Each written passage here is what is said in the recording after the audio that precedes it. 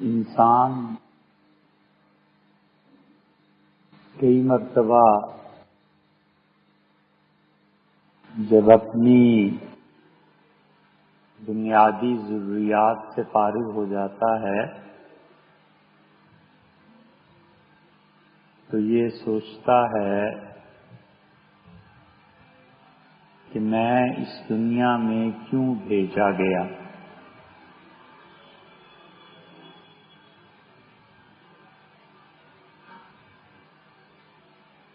اور اگر بنیادی ضروریات ہی میں الجھا دیا جائے تو پھر نہ سوچتا ہے، نہ محنت ہے، نہ جستجو ہے، تو معاملہ آسان ہو جاتا ہے۔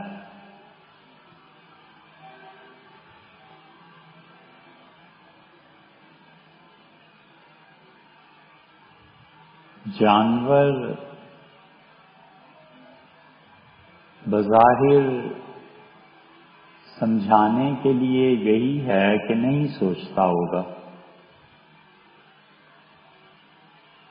اور اگر وہ سوچتا ہے تو اس کی سوچ ہم تک نہیں پہنچتی۔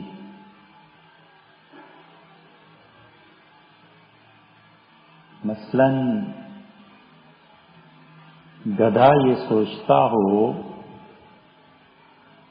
کہ میں اس دنیا میں کیوں بھیجا گیا، تو اب گدھا جانتا ہوگا کہ اس کی سوچ کیا ہے۔ لیکن ہمارے پاس ابھی تک کوئی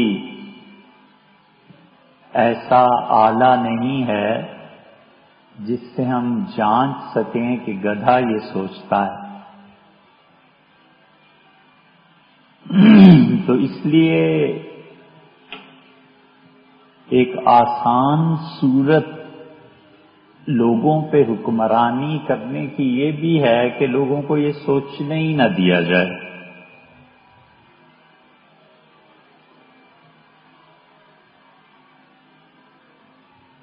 یہ اقوام کا غلبہ اور ان کا مغلوب ہونا،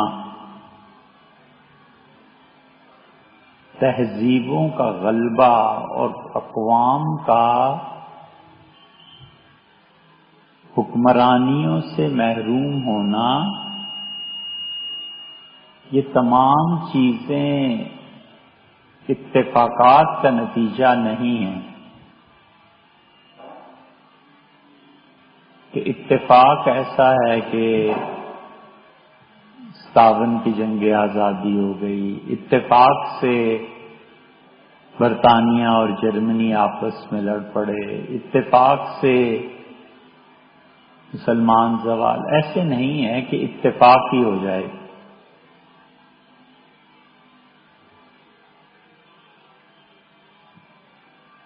جن لوگوں نے جینا ہوتا ہے بہت سوچ سمجھ کے پلاننگ کے ساتھ جیتے ہیں۔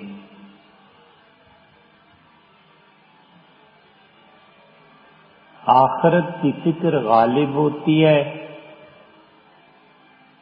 ڈائریکٹر ہے، بہت بڑی پوسٹ پہ پہنچ گیا ہے اور کرائے کے گھر پہ اولاد کو چھوڑ کے مر جاتا ہے، کیونکہ اس کی سوچ کا محور اور مرکز آخرت ہو جاتی ہے۔ اب وہ آخرت کی وجہ سے رشوت نہیں لے سکتا، اپنی استعداد کی بنیاد پہ آفس میں جاب کر لی ہے اور آفس میں اتنا مال مل جائے کہ وہ ڈھنگ کا گھر بنا لے، اتنا ملتا ہی نہیں۔ اگلی نسل بڑی ہوتی ہے تو وہ کہتی ہے ابا آپ نے ہمارے لیے کیا کیا، گھر ہی ایک بنا دیتے، وہ تک تو آپ کر نہ سکے۔ اب وہ کہتا ہے بچوں میں گھر کدھر سے تمہیں بنا کے دیتا،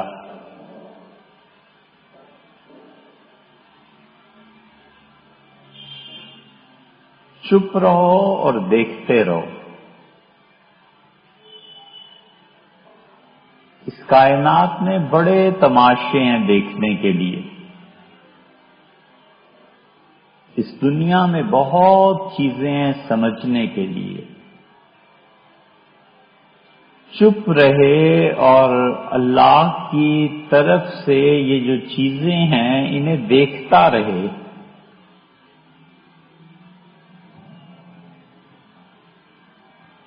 آدمی خاموشی سے بہت کچھ سیکھتا ہے.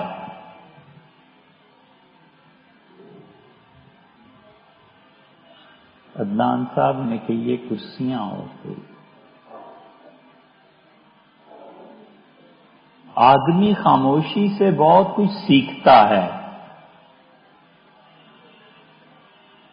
یہ جس نے حلال کے ذریعے اپنی اولاد کی پرورش کی اور اولاد کے طعنے سن لیے، اگر آپ غور کریں گے تو اندازہ ہوگا کہ 30-40 سال کے بعد اس کے خاندان کا کیا بنا. اور جو لوگ حرام کی بنیاد پہ اپنے خاندان اور اولاد کو پالتے رہے ان کا کیا بنا.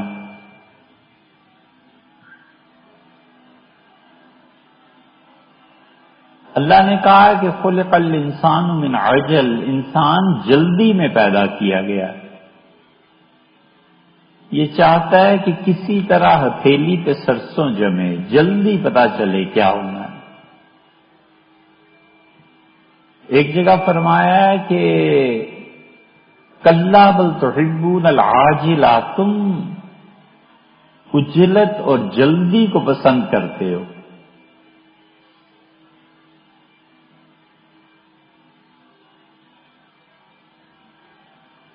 تو فرد اپنی ذات میں ہمیں لگتا ہے ناکام ہو گیا، لیکن ہوتا یہ ہے کہ بیج کو پرورش پانے کے لیے وقت چاہیے. آگ کو چاہیے ایک عمر اثر ہونے تک. کون جیتا ہے تیری زلف کے سر ہونے تک؟ غالب کو بھی جلدی.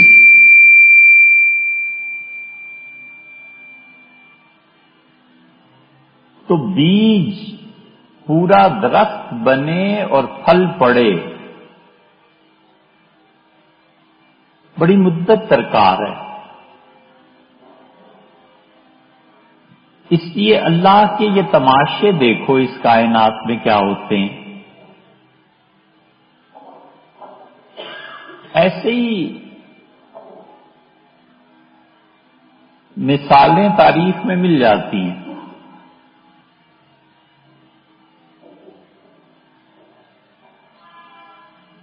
اللہ کہتا ہے فَأَمَّا مَنْ آتَى وَاتَّقَى وَصَدَّقَ بِالْحُسْنَى، جس نے خیرات کی، خدا کا خوف ہوا اور سچائی کو سچ جانا، فَسَنُيَسِّرُهُ لِلْيُسْرَىٰ، تو ہم اس کے لیے راہیں آسان کر دیں گے زندگی کی. اما من بخل واستغنى، جس نے ضرورت کے وقت خرچ نہیں کیا اور سچائی کی دعوت سامنے آئی اور اس نے پرواہ ہی نہیں کی، وَكَذَّبَ بِالْحُسْنَىٰ، اور سچائی کو جھٹلایا بھی، تو ہم اس کے لیے راہیں تنگ کر دیں گے.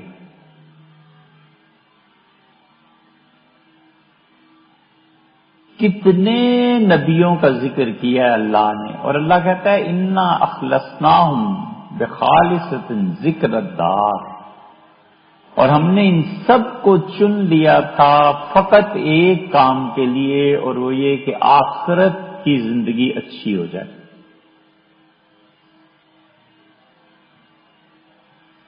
تو فرد کو پھنسا دیں اس ماحول میں کہ وہ سمجھ ہی نہ سکے، اور فکر اس کی بالغ نہ ہو پائے، یہ بھی ایک طریقہ ہے۔ فرد کو اس کام میں لگا دیں کہ کھاؤ گے کہاں سے، پیو گے کہاں سے، نوکری ہے، ساری زندگی گزر جاتی ہے محکوم اقوام کی، اور حاکم انہیں پھنسا دیتا ہے، ضروریات زندگی کی سطح سے اوپر نہیں ہونے دیتا۔ جب مشکل وقت آ گیا اور ایڈ دے دی، مدد دے دی، جب مرنے لگی قوم تو آکسیجن دے دی کہ جیتے رہو، پھر دیکھا ذرا سا زندگی میں کچھ توانائی پیدا ہوئی ہے تو سپلائی روک دی تاکہ پھر میت اپنی اصل حقیقت پہ آئے۔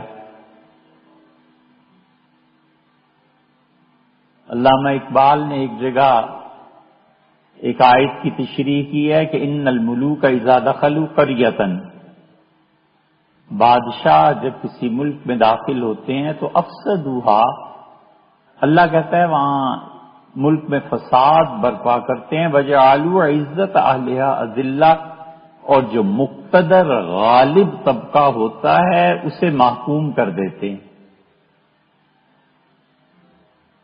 گورے جب آئے تو انہوں نے بھی یہی کیا، مقتدر اور غالب طبقہ مسلمانوں کا تھا، انہوں نے سب سے زیادہ ذلیل انہیں کیا، اور ان کو معاون اور ان کو سپورٹنگ فیکٹر یہاں سے ہندو مل گئے۔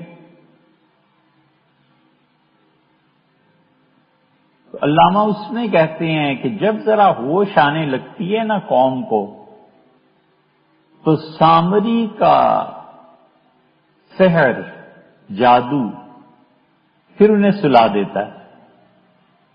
تو فرد اگر پوری زندگی اس میں مصروف رہے کہ میں نے کھانا کیا ہے، پینا کیا ہے، شادی کیسے ہوگی، اولاد ہو گئی، اب اس کا بندوبست کیا کرنا ہے، تو وہ پھر موت تک اس چکر سے باہر نہیں نکلتا۔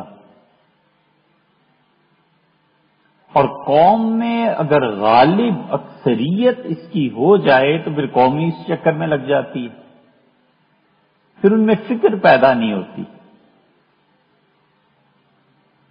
اور جب فرد کبھی اس فکر سے باہر آ جائے تو پھر اسے ہوش آتی ہے، سوچتا ہے کہ میں آیا کیوں۔ بہت سے لوگ جو فارن میں جاتے ہیں، امریکہ، یورپ، مڈل ایسٹ، اور زندگی اپنی ضروریات کو پورا کر لیتی ہے تو پھر انہیں نیند اور غفلت سے آگاہی ہوتی ہے، اور پھر آپ نے دیکھا ہوگا ایسے لوگ دین کی طرف بھی آتے ہیں، پیسہ بھی خرچ کرتے ہیں، پھر انہیں قوم بھی یاد آ جاتی ہے، وطن بھی یاد آتا ہے، غریبوں کی مدد بھی، اور بہت اچھے اچھے کام بھی کرتے ہیں، بری بات نہیں ہے۔ لیکن ہوتا کیا ہے کہ وہ اپنی ضروریات زندگی کا جو ایک روش اور ایک سائیکل ہے اس سے باہر آ جاتے ہیں۔ اور آدمی کبھی سوچے کہ اللہ نے اس دنیا میں بھیجا کیوں تھا؟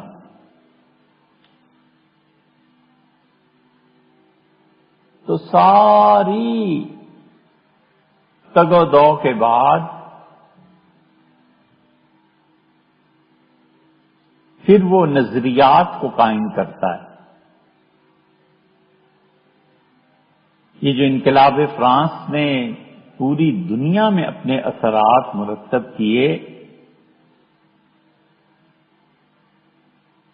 تو 19ویں صدی اور 18ویں صدی بلکہ کہیے اس کے آخر تک پہنچ کے یورپ اور ان لوگوں میں آہستہ آہستہ بیداری پیدا ہونے لگی تھی۔ تحریکات اٹھ رہی تھیں، سوشلزم، کمیونزم، فوضویت کی ایک تحریک۔ یہ فوضویت کیا کی کہ ہم آزاد ہیں. قرآن میں بھی ہے وہ فوض امری الی اللہ، میں اپنا کام اللہ کے سپرد کرتا ہوں. تو وہ کہتے تھے ہم آزاد ہیں بنیادی طور پہ. اور جتنے بھی یورپ میں قوانین اور جتنا بھی فرانس اور ادھر ادھر جتنی بھی ہماری مملکتیں ہیں، ہمارے بزرگوں نے جو قوانین بنائے تھے وہ بنائے جذبات تھے. جس بادشاہ کو جن جذبات کی تسکین کے لیے جو قانون مناسب لگا اس نے بنا دیا.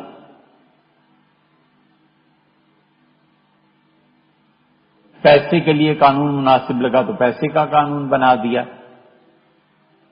ٹیکس لگانا مناسب ہوا تو ٹیکس لگا دیا. اب ہم لوگ عقل سے کام لیں گے اور عقل کی بنیاد پر قوانین بنائیں گے.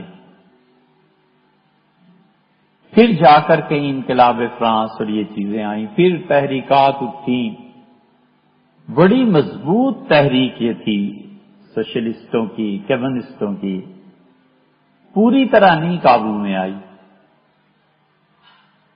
کیونکہ ان کا خیال تھا کہ جتنے ذرائع پیداوار کے ہیں سب قبضے میں لے لیے جائیں.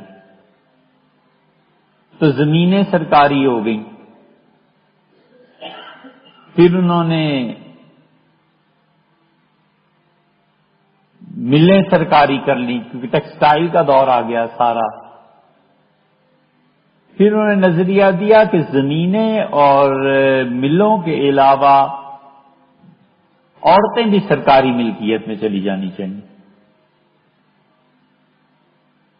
یہ نہیں نافذ کر سکے اور شاید قیامت سے پہلے کبھی نافذ ہو جائے یہ نظریہ بھی. قیامت اصل تو وہ ہے کہ اپنی موت پہ قائم ہو گئی. حضور صلی اللہ علیہ وسلم سے کسی نے پوچھا تھا، آپ کی تعلیم کا اثر تھا کہ لوگ سمجھتے تھے قیامت کل آنے والی ہے. کسی نے پوچھا کہ قیامت کب آئے گی تو آپ نے فرمایا من مات فقد قامت قیامت، جو مر گیا نا اس کی قیامت اسی دن آ گئی.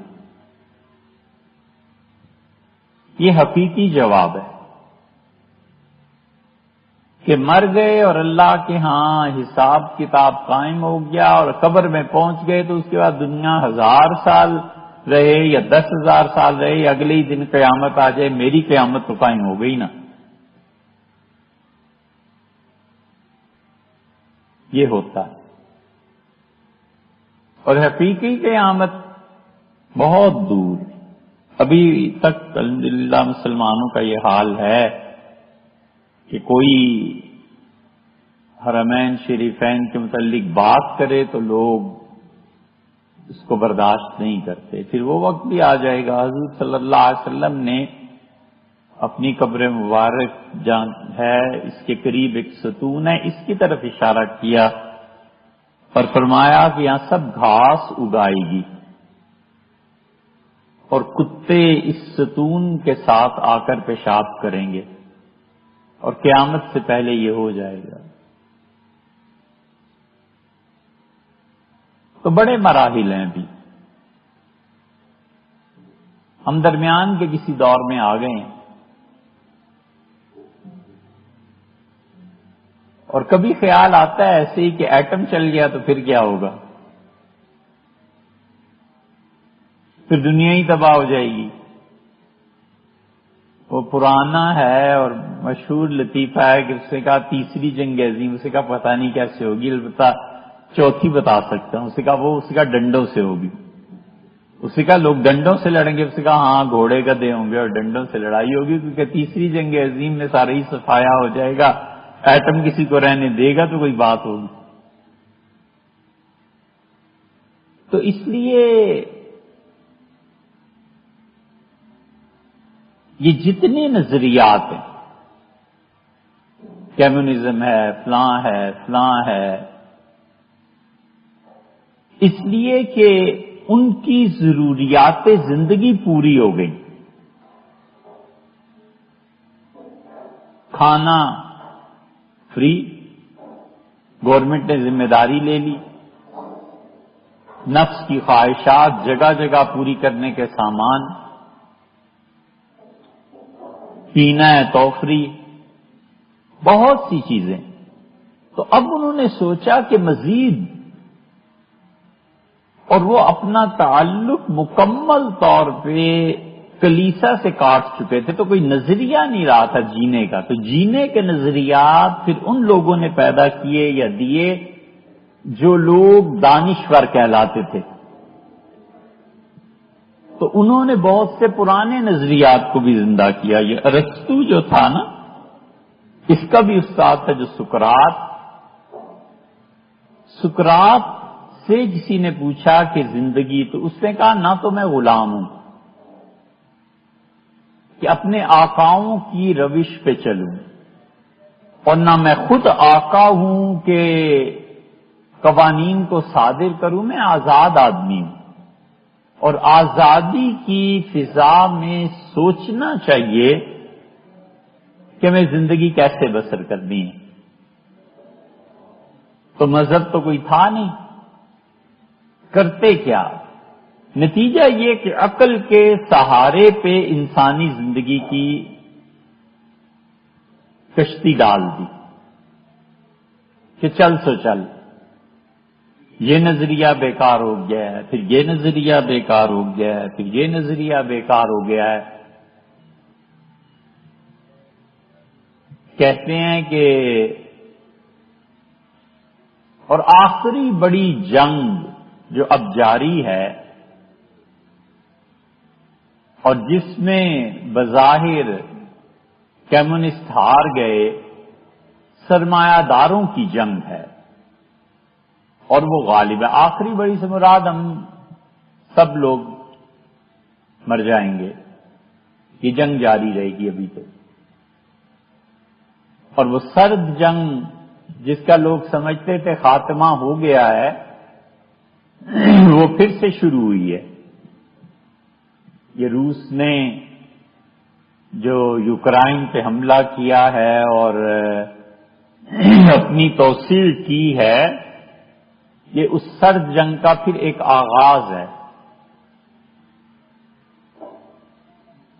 امریکنز جس طرح دنیا میں بڑھ رہے ہیں، اور جس طرح وہ انڈیا میں خاص طور سے اپنی مفاہمت کی پالیسی لا رہے ہیں، کوئی حرج نہیں ہے، آپ بالکل اس کے 100% برعکس رائے دیں تو بھی کوئی حرج نہیں، جو بھی مذہبی چیز ہو رہی ہے۔ لیکن وہ سرد جنگ اب پھر شروع ہوئی ہے، اور اس جنگ میں تیل پڑنا باقی ہے۔ تیل پڑے گا 20-30 سال بعد شاید، پھر اور بڑھکے گی، کیونکہ سرد جنگ میں جو وقفہ آیا اس میں وہی بات جو ہم کبھی عرض کرتے ہیں آپ سے کہ اللہ کی شان، خون پٹھانوں کا، پیسہ عربوں کا، اور دماغ یہودیوں کا۔ یہودیوں کا دماغ، عربوں کا پیسہ، اور پٹھانوں یا مسلمانوں کا خون کو پوری امت کے افراد سمٹ کے آ گئے۔ ایسی مارکے کی جنگ ہوئی۔ اب سرد جنگ اگر کبھی ہو تو شاید پھر مذہب کے نام پہ مدارس اور ان چیزوں سے لوگ پھر اٹھیں، اور ممکن ہے کہ اس سرد جنگ میں روس کی بجائے اب چین آ جائے، اور چین اگر غالب آ جائے تو رسول اللہ صلی اللہ علیہ وسلم نے فرمایا تھا کہ ایک ایسی قوم اٹھے گی جس کا کوئی مذہب نہیں ہوگا، اور آپ نے فرمایا کہ جب وہ چلیں گے تو پہلا پڑاؤ جا کر بصرہ میں ہوگا، اور نام لے کے فرمایا کہ ملتان پہ آگ برسے گی۔ اس کے اندر یہ سارے خطے لپیٹ میں آئیں گے پھر،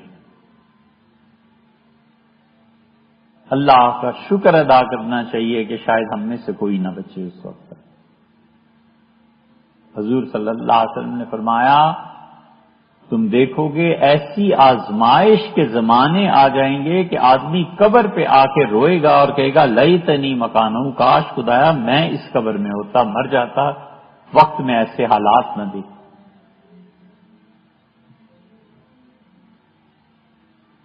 لیکن فرد اپنی جگہ پر اگر سوچے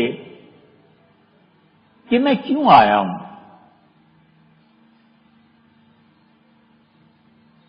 تو ساری بحث کا خلاصہ یہ ہے کہ ابدیت کے اظہار کے لیے اور بس، اپنی بندگی کو ظاہر کرنے کے لیے آیا ہوں. اتنی سی بات کہ میں بندہ ہوں، یہ ثابت کرنے کے لیے کہ جو آپ نے بھیجا ہے تو اے خدا تیری بندگی سب چیزوں پر غالب ہے. یہ جو بندگی ہے نا، اسی کے مختلف رنگ ہیں. دوسری طرف صوفیہ کہتے ہیں کہ اللہ تعالی کی صفات کے اظہار کے لیے اللہ نے چاہا کہ اس کی صفات کا اظہار ہو. رازق ہے، رزق دیتا ہے، لیکن رزق کس کو دے اگر مخلوق ہی نہ ہو؟ تو کائنات بنائی، مخلوق بنائی تاکہ رزق دے. اسی لیے ایک جگہ کہتا ہے وَمَن يَغْفِرُ الذُّنُوبَ إِلَّا اللَّهُ، اور لوگوں اللہ کے علاوہ کون ہے جو گناہوں کو معاف کرتا ہے؟ یہ بعض لوگوں کو جو مایوسی کا غلبہ ہو جاتا ہے نا کہ میں اتنا گناہگار، اس میں بھی ایک حد چاہیے.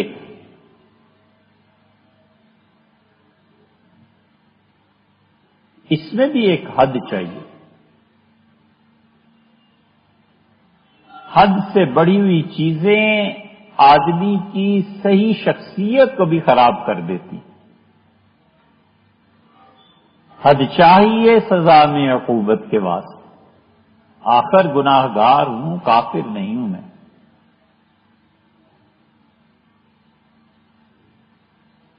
اللہ کی یہ عادت ہی نہیں ہے کہ کسی کی محنت کو ضائع کرے، قطعاً نہیں ہوتا. حتیٰ کہ جو شخص شدید مجاہدہ کفر میں کرتا ہے، اللہ اپنی راہ اسے دکھاتا ہے اور اس پہ اللہ کا یہ جو نام ہے نا مضل، کہ اللہ گمراہی پہ چھوڑ دیتا ہے، اللہ کی اس صفت کی تجلیات کافر پہ پڑتی ہیں. تو کافر اللہ کی اس صفت کے تحت گمراہ ہو جاتا ہے. اور مومن جب مجاہدہ کرتا ہے تو اس میں ہادی کی تجلیات پڑتی ہیں. نتیجہ یہ کہ ہدایت ملتی ہے اور صحیح راہ پہ چلتا ہے. کہ جتنے ہندو جوگی ہیں، براہمن ہیں، اب تک بھی ہیں. روی شنکر ان کی تقریب میں ہم شریک ہوئے اور درگا دیوی کی جب پرستی شروع ہوئی اور انہوں نے پڑھنا شروع کیا جے جے جے جے جے جے ماں، تو جے، اب یہ اکثر لوگوں کو ظاہر ہے کیا سمجھ آتی، تو ہم بڑے غور سے انہیں دیکھتے رہے کہ دیکھو اب یہ اپنی عبادت میں مصروف ہے. جے ہندی کا لفظ ہے نا، زندہ باد. گاندھی جی کی جے، نہرو کی جے، یعنی زندہ باد نہرو، اور لیاقت علی کی جے. یہ تحریک آزادی میں ایسے ہی نعرے لگتے تھے کہ زندہ رہیے، زندہ باد. تو وہ جو عبادت کر رہے تھے درگا دیوی کی، تو کہتے جے جے جے جے جے جے ماں، یعنی ماں زندہ رہے زندہ رہے، زندہ باد زندہ باد زندہ باد، مسلسل دوہرا رہے تھے۔ وہ بالکل آنکھیں بند کر کے وہ جو ان کا دھرم ہے وہ درگا دیوی کی روح سے تعلق اپنا جوڑ رہے تھے کہ ماں تیری عبادت کر رہا ہوں۔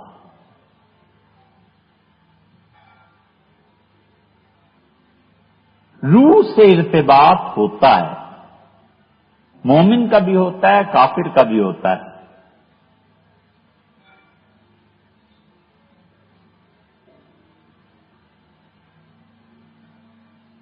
تقسیم سے پہلے ایک بزرگ تھے، نام اس لیے نہیں لیتے کہ پھر آپ ان کے حالات اور واقعات میں پڑ جاؤ گے۔ ان کے یہاں ایک پادری رہتا تھا،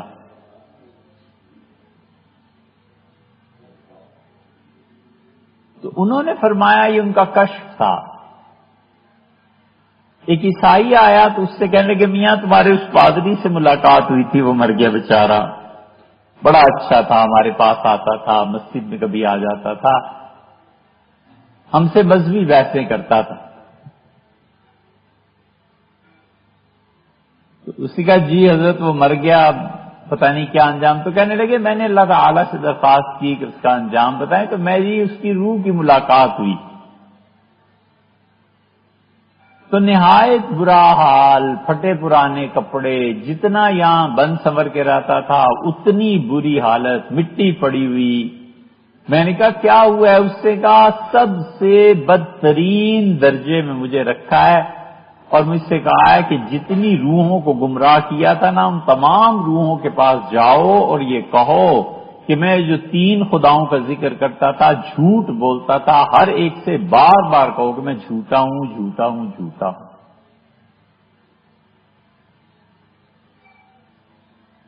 پوری ایک دنیا ہے،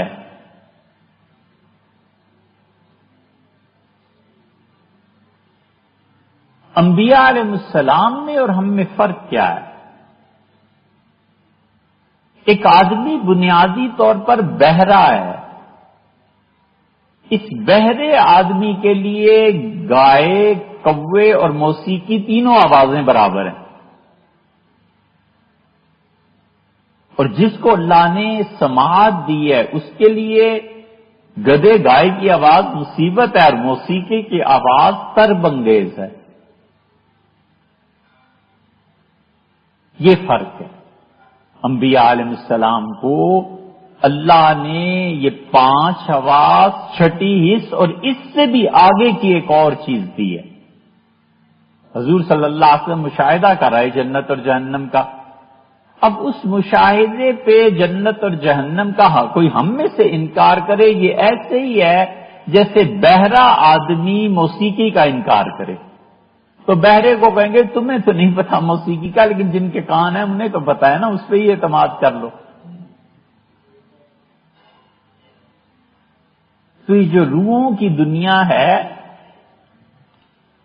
اس تک صوفی بھی پہنچتا ہے اور وہ بھی پہنچتا ہے، اور بڑے حقائق بھی کھلتے ہیں، کئی چیزیں سامنے آتی ہیں۔ اور یہ اب کی بات نہیں، حضور اقدس صلی اللہ علیہ وسلم کے دور میں بھی ایسے ہی تھا۔ یہ آئے ہیں حضرت عمر اور حضرت سعید رضی اللہ عنہما، ان کا اللہ کے رسول ہمیں یہ بتائیں کہ ہمارے بڑے تھے، ان کا کیا ہوا، کیا نام تھا ان کا؟ زید۔ حضور صلی اللہ علیہ وسلم کوئی 35 سال کے تھے، ان کا انتقال ہو گیا۔ اس نے کبھی شرک نہیں کیا، ہمیشہ کہتا تھا میں ابراہیم کے دین پہ ہوں۔ ہم لوگ تو ایسے سجدہ کرتے ہیں نا، ہاتھ ایسے رکھتے ہیں، وہ ہاتھ الٹے رکھ کے سجدہ کرتا تھا اور کہتا تھا رب ابراہیم کا دین اگر مل جائے تو میں اسی پہ ہوں۔ تو ان کا اللہ کے رسول اس کا حضرت سعید رضی اللہ عنہ کے والد تھے، حضرت عمر رضی اللہ عنہ کے سسر تھے۔ تو رسول اللہ صلی اللہ علیہ وسلم کل پوچھنا، اگلے دن حاضر ہوئے تو آپ نے فرمایا رات میں نے انہیں اور ورقہ بن نوفل کو دیکھا، یہ دونوں جنت میں سفید لباس میں ٹہل رہے تھے۔ ورقہ بن نوفل بھی تو پادری تھے، بخاری میں آتا ہے کہ وہ عبرانی سے عربی اور عربی سے عبرانی میں تورات کا ترجمہ کیا کرتے تھے۔ وہ ترجمہ ہی کر رہے تھے کہ خدیجہ رضی اللہ عنہا لے گئیں اور حضور صلی اللہ علیہ وسلم نے کی ساری پہلی وحی کی انہوں نے کیفیت سنی تو انہوں نے کہا ھذا الذی نزل اللہ علی موسیٰ، یہ وہی فرشتہ ہے جو موسیٰ علیہ السلام پہ آیا تھا، یہ آپ کے پاس وہی آیا ہے۔ اور یہ فرشتہ جس کے پاس چلا جاتا ہے نا جبریل علیہ السلام، وہ پھر اپنا قوم وطن چھوڑ دیتا ہے۔ تو حضور صلی اللہ علیہ وسلم کے لیے یہ اتنی عجیب بات تھی کہ تعجب سے مخرج کیا ہوں، مجھے نکالیں گے مکہ والے، عجیب بات کہتے ہیں آپ نے فرمایا بالکل ایسے ہی ہوتا ہے۔ اوذیہ اللہ کی راہ میں تکلیف دیے گئے آپ سے جو پہلے تھے، صحابہ کرام رضی اللہ عنہ کے ہاں بھی تھا، عالم ارواح سے ارتباط۔ سر سید نے بھی لکھا ہے، بڑی مشکل میں پڑ گئے۔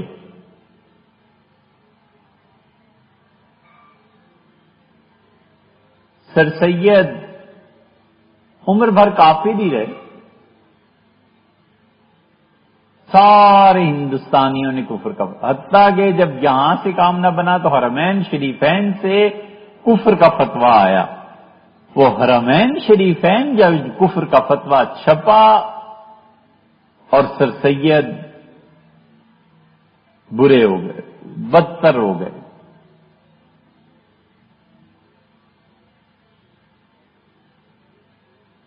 خیر وہ تو ایک الگ تاریخ ہے، بڑی مشکل پیش آ گئی۔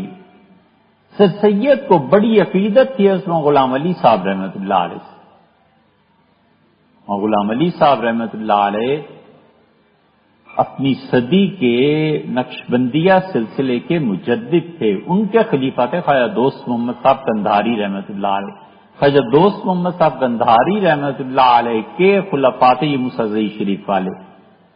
یہ ان کے بعد موسیٰ شریف کی خانقاہ سے جو فیض چلا ہے کہ آپ کے جتنے توحیدی ہیں نا پنج پیری، یہ وہیں جا ملتے ہیں۔ خانقاہ سراجیہ میاں والی کی یہ وہیں جا ملتی ہے، یہ سارا حضرت رحمت اللہ علیہ کا فیض۔ سر سید کے والد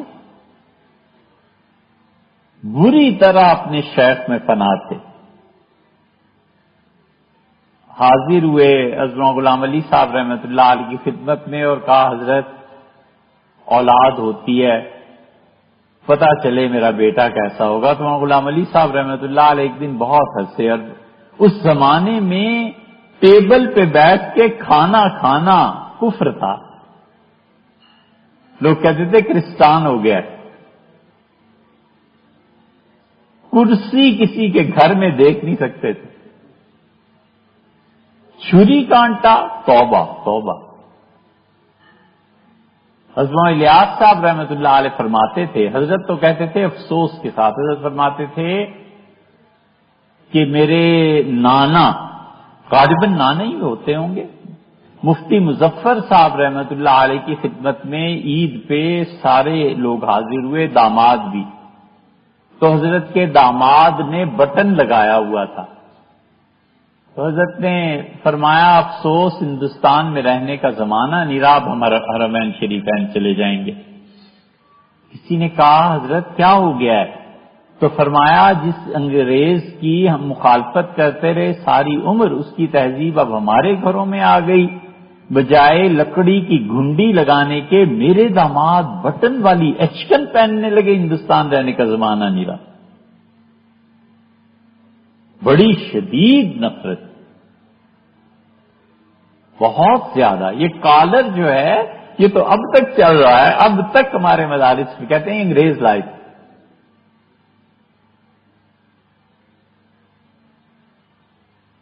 تو حضرت غلام علی صاحب رحمۃ اللہ علیہ بڑے ہنسے، فرمایا بھئی تمہارے اس بیٹے کو ہم نے کل عالم کشف میں دیکھا، وہ تو بالکل کرسچان ہے۔ سر سید کے متعلق فرمایا کہ وہ تو میز کرسی پہ بیٹھ کے چمچوں سے کھانا کھا رہا تھا. تو ان کے والد بڑے پریشان. کہا حضرت ایسی اولاد سے تو موت اچھی، بس پیدا ہونے دیں، اس کا گلا دبا دوں گا، مار دوں گا. حضرت میں نہیں، لمبی داڑھی تھی اس کی، اور میں نے فرشتوں سے پوچھا کہ کیا ہے، تو انہوں نے کہا دین کی بڑی خدمت کرے گا، مارنا نہیں. یہ باتیں نہ سوچو.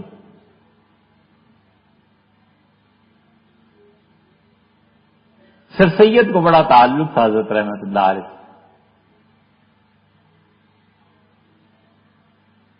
یہ ساری باتیں اصل میں صحیح سمجھ میں آتی ہیں جب کہیں محبت ہوئی ہو نا کسی کو، تو پھر پتہ چلتا ہے محبتیں کیا کیا رنگ دکھاتی ہیں. نواب محسن الملک نے لکھا ہے کہ ہم لوگ بیٹھے ہوئے تھے سر سید کے کمرے میں، کوئی بحث ہونی تھی، تو شیشے سے سامنے باغ نظر آ رہا تھا. تو کوئی آدمی اترا سواری سے، اور سر سید دیکھ رہے تھے، کہنے لگے دیکھو اب یہ سوانگ بھرے گا. سوانگ بھرنا یعنی بہروپیہ بننا. تو اس نے ایک گدڑی نکالی، پھٹے پرانی کوئی چیز نکالی، اوڑا، منہ پہ کچھ ملا، بھبوت کیا اپنے آپ کو، اور سر سید کہنے لگے میں اس کے یہ رنگ ڈھنگ دیکھتا ہوں، اب یہ مانگے گا لوگوں سے. تو نواب صاحب کہتے ہیں ہم نے کہا آپ سے مانگنے آئے گا؟ کہنے لگے میں سے مانگے، خدا کی قسم ایک پائی نہ دوں.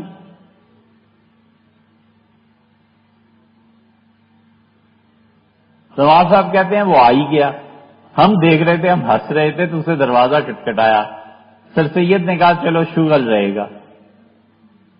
تو انہوں نے کہا آؤ، تو آ گیا اندر. اس نے سر سید کو دیکھ کے ہاتھ جوڑے اور کہا غلام علی صاحب رحمت اللہ علیہ کے صدقے کچھ عنایت. نواب صاحب کہتے ہیں سر سید نے چپ کر کے ہاتھ ڈالا، 50 روپے اس کے ہاتھ پہ رکھ دیے. ہم حیران پریشان میں چلا گیا. ہم نے کہا سر سید یہ کیا غضب کیا؟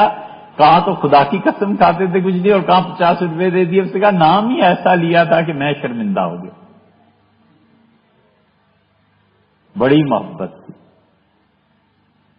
سر سید کے والد نے اپنے آپ کو حضرت میں ایسا فنا کیا کہ غلام علی صاحب رحمت اللہ علیہ کے اگر کوئی جاتا تھا تو سر سید کے والد جو تھے یہ چوکیدار دروازے پہ بیٹھے رہتے تھے، پوچھ کے جاتا تھا. جب وفات کا وقت آیا تو دلی آپ کبھی جائیے، جو حضرت کی خانقاہ ہے نا، ہم وہاں بہت دن رہے. خانقاہ کی جو 4 دیواری اندر جہاں قبریں ہیں، ایک دروازہ ہے، اس سے گزر کے قبروں کو دیکھنے اندر جانا ہے. سر سید کے والد نے کہا کہ یہ جو دروازے کے باہر جگہ ہے نا، یہاں میری قبر بنانی، کیونکہ زندگی میں کوئی مجھ سے پوچھے بغیر اندر نہیں گیا حضرت سے ملنے. تو فاتحہ پڑھنے بھی جو جائے میری قبر پہ پاؤں رکھ کے جائے، بس مجھے ادھر دفن کرنا. ادھر دفن ہے اور بالکل فلیٹ فرش ہے، اور سبز رنگ کی ایک چوکھٹا لگا ہوا ہے. سبز رنگ کا مطلب یہ ہے کہ یہاں پہ قبر ہے. محمد علی جوہر کی بھی قبر وہیں، نا جوہر کی والدہ کی، محمد علی جوہر کی والدہ جو ہیں، محمد علی جوہر تو انگلستان میں، لیکن مسجد اقصی میں لے جائے گئے پھر، لیکن ان کی والدہ کی قبر وہاں بھی ایسی. سر سید بڑی مشکل میں پھنس گئے. ہوگی کوئی پریشانی. خواب میں اس وقت غلام علی صاحب رحمت اللہ کو دیکھا اور کہا حضرت، تو حضرت نے فرمایا 4 رکعتیں پڑھو، یہ صورتیں پڑھنا، اور تمہاری مشکل حل ہو جائے گی، اللہ سے مانگو. ختم ہو گئی بات. اٹھتے تو صورتیں بھول گئیں. حضرت نے اپنی زندگی کے آخری ایام میں خانقاہ ابو سعید رحمت اللہ کے حوالے کر دی. انہیں لکھا ایک رکا اور کہا حضرت اس طرح خواب میں آئے تھے پیر و مرشد، اور کچھ صورتیں بتا گئے اور وہ یاد نہیں رہی. مختصر قصہ یہ کہ انہوں نے اگلے دن لکھ بھیجا کہ یہ صورتیں تھیں. سر سید دیکھتے ہیں لوگ کیا کہ لدے پھندے مٹھائی اور پھلوں کے ٹوکرے لے کے خانقاہ آ رہے ہیں. چونکہ معاصر تھے برابر کی سطح کے گویا، تو حضرت بڑی اچھی طرح ملے، بٹھایا، دوستی، گپ شپ. تو انہوں نے کہا حضرت وہ جو صورتیں آپ نے لکھ بھیجی وہی تھی، وہ پڑھی اور مسئلہ حل ہو گیا. انہوں نے کہا حضرت یہ بتائیے وہ صورتیں آپ کو کیسے پتہ چلی؟ تو فرمایا تم نے لکھ کے بھیجا تھا. میں نے حضرت غلام علی صاحب رحمۃ اللہ کی روح سے پوچھا. میں نے کہا وہ جو آپ کا ایک دیوانہ ہے وہ یہ بات پوچھ رہا ہے، بھول گیا ہے کہیں آپ نے اس سے تلقین کی ہے؟ تو حضرت نے فرمایا یہ صورتیں بتائی تھی، ان سے بتا دیں.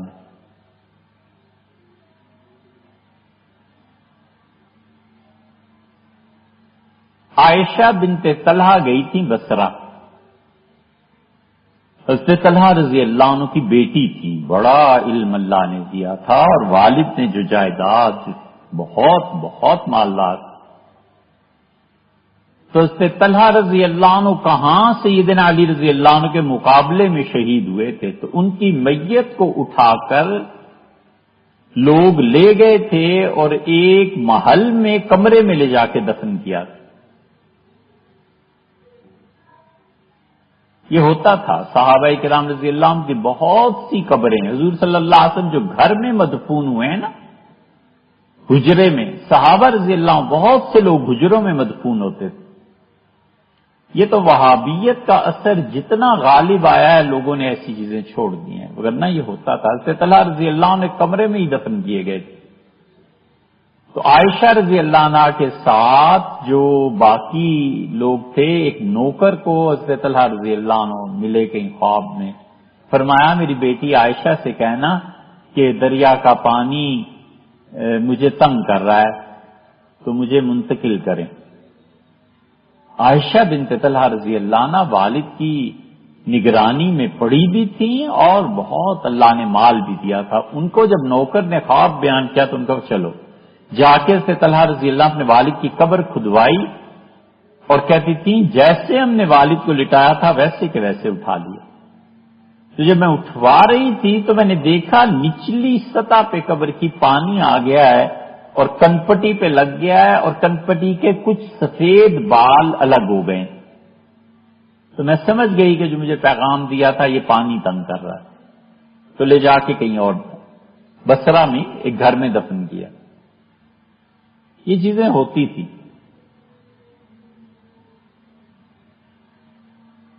اس لیے اللہ نے جو بھیجا نا تو کسی کی بھی محنت کو ضائع نہیں کرتا. یہ جو گناہ کرتا ہے بڑا راز ہے اس میں. یہ کائنات کے راز ہر آدمی کی سمجھ میں آ نہیں سکتے. اس لیے جتنی معرفت بڑھ جاتی ہے زبان اتنی چپ ہو جاتی.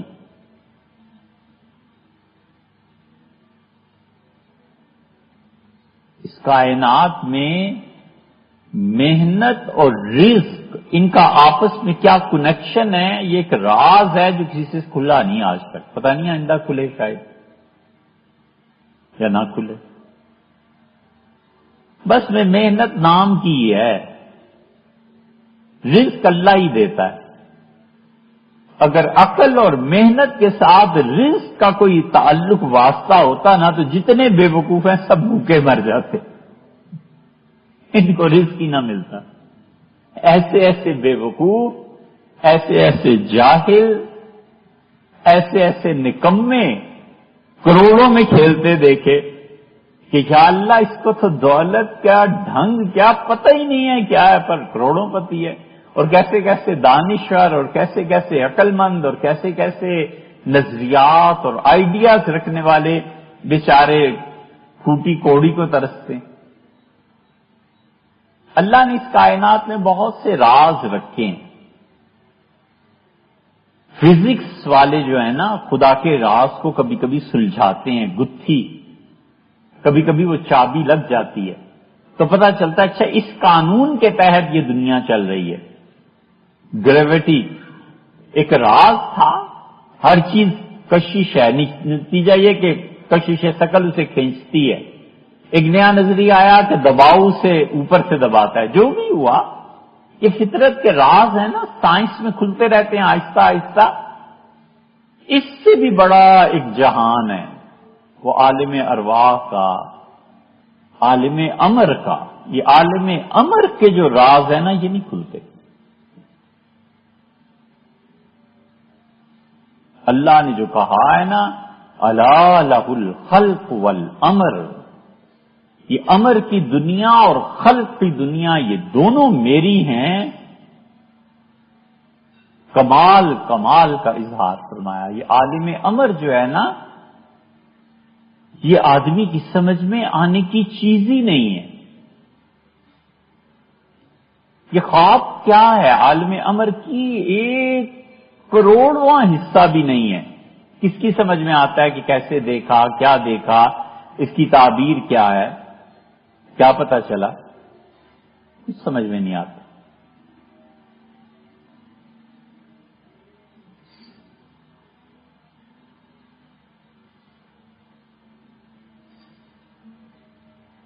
حضرت پیر مہر علی شاہ صاحب رحمت اللہ علیہ جو تھے، ان پہ آخری زمانہ حیات میں یہ عالم امر اور ایسی چیزیں کھلنا شروع ہو گئی۔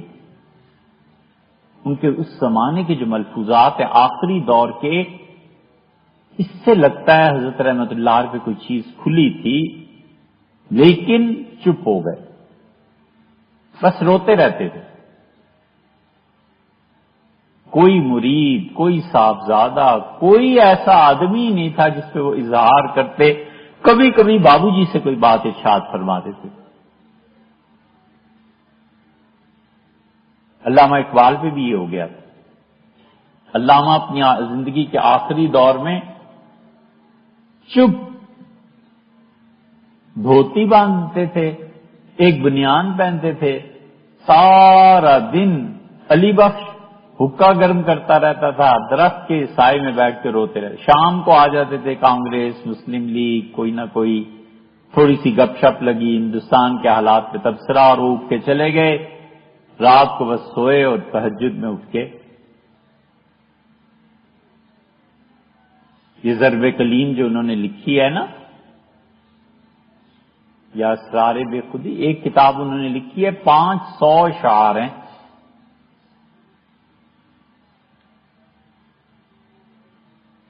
علامہ کہتے ہیں میں رات سویا ہوا تھا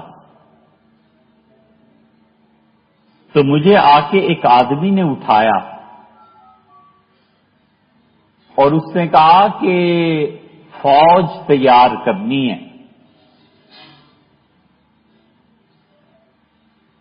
امت کو اگر اٹھانا ہے تو فوج تیار کرنی ہے، 500 سپاہی چاہیے۔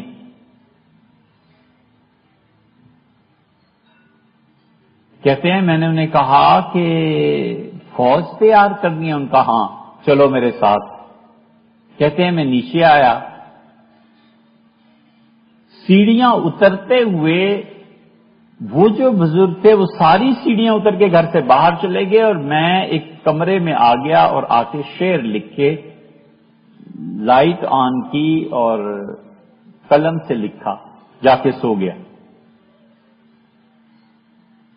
پھر میری آنکھ کھلی تو مجھے خیال ہوا کہ یہ کیا ہوا ہے، وہ بزرگ کدھر گئے؟ تو میں نیچے چلا گیا، نیچے دیکھتا ہوں تو انگریز سنتری، اس زمانے میں نارکلی میں رہتے تھے، کہتے ہیں سنتری پھر رہا تھا، کہیں کوئی آواز آ رہی تھی، میں نے اس سے بڑا کہا کہ ایسے ایک بزرگ آئے تھے یہ وہ، اس سے کہا کوئی نہیں، میں تو یہیں پھر رہا ہوں، کوئی نہیں آیا۔ پھر جا کے پھر میں صبح اٹھا تو مجھے خیال آیا یہ سارا خواب تھا یا حقیقت؟ جا کے میں نے دیکھا تو شعر بھی لکھے ہوئے تھے، ٹیبل لیمپ بھی، قلم بھی، جو کچھ تھا وہ سب حقیقت۔ سمجھ نہیں پائے۔ اپنے والد کے پاس گئے پھر سیالکوٹ، اور جا کے کہا کہ یہ میرے ساتھ واقعہ پیش آیا ہے۔ ان کے والد جو تھے نا، علامہ اقبال کو کسی نے لکھا کہ یہ چیزیں ابن عربی، اور یہ تو اقبال نے لکھا ہے کہ میں جب 4 سال کا تھا اور اپنے والد کے پاؤں میں کھیلا کرتا تھا تو میرے والد اپنے دوستوں کے ساتھ شام کو جب بیٹھتے تھے تو معروم اور ابن عربی اور عطار اور رازی، یہ سارے نام میں اس وقت سے سنتا آیا ہوں۔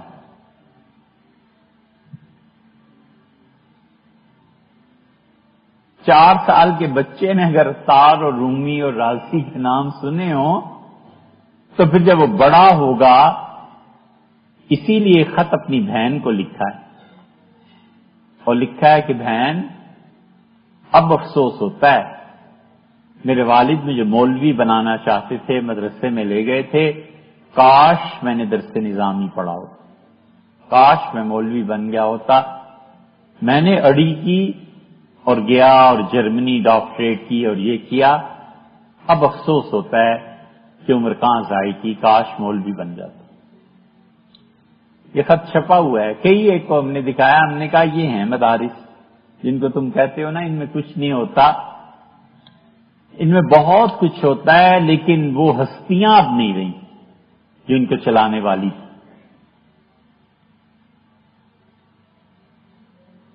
تو اللہ کا عالم امر جو ہے نا، یہ جہان ہی اور ہے، عالم خلق ہے، ایک ایک ریشہ آدمی نے جدا کر لیا ہے، انسانی جسم، زندگی، اب دماغ پہ لگے ہوئے ہیں، دل کے سارے بخیے ادھیڑ لیے ہیں، ساری دل کی شریانوں سے واقف ہو گئے ہیں، سب اب دماغ پہ چل رہے ہیں کہ دماغ کیا ہے، کتنے اونس ہے اور کیا، وہ تو خیر تحقیقات ہو چکی ہیں، چل رہے ہیں اور بھی۔ لیکن اللہ کا وہ جو جہان ہے نا عالم امر کا، وہ انسانوں کو بھی ہوا نہیں لگی، وہ دنیا ہی اور ہے۔ وہاں کی اصل کنجی، اصل چابی ابدیت ہے۔ اللہ نے ساری کائنات کو ابدیت کے لیے پیدا کیا ہے، بندگی کے لیے، کہ بندے بنو، وہ بنتا نہیں۔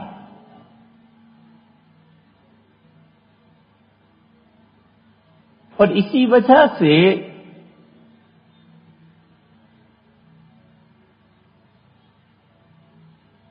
کہ اللہ تعالی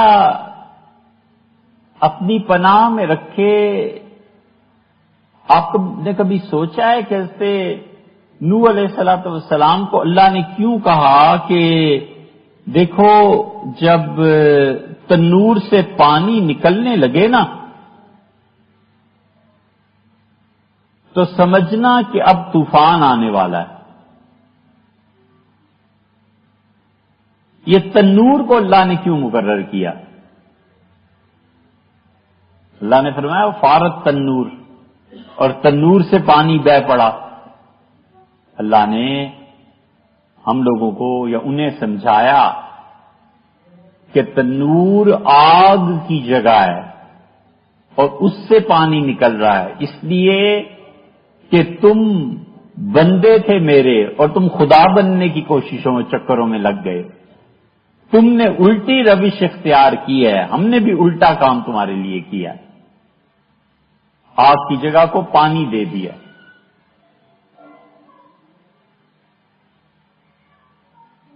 الٹے ہو گئے نا انسان بھی۔